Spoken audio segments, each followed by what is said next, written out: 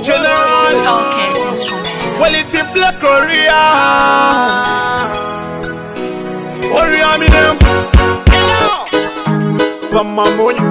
Pamamonya ipapo. Pamamonya ipapo.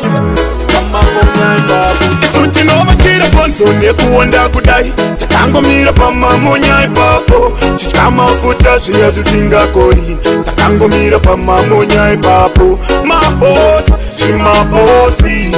Tiripo pamamonya ipapo. Chiba, chikunduru. Mwana wanyuyo pamamonya ipapo. Chirewa, nanamurewa. Ismaili, wampa marie wawa. Andopona fututi vanopo wakoswera pakra wafuti every hour. Antichiwu ya baba unavanuku toma. Aiwa zhipiko vane chuma.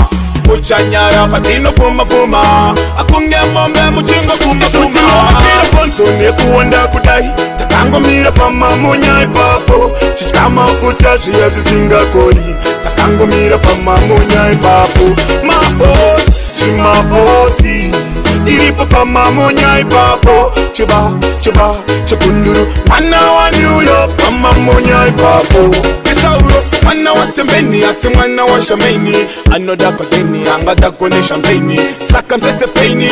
Rekoti iko juno akutodoga gaini. Enda tori pa kampeni.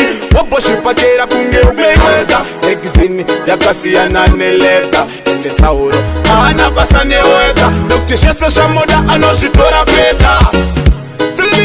High definition. Pamamonya ipapo. Chichama futa zviya zvisingakoni. Takangomira pamamonya ipapo. Mabosi, zvimabosi.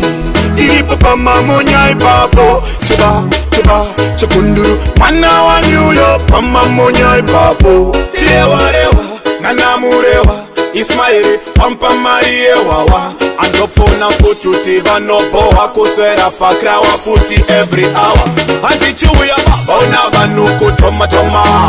Aiwa zhipiko vane chuma.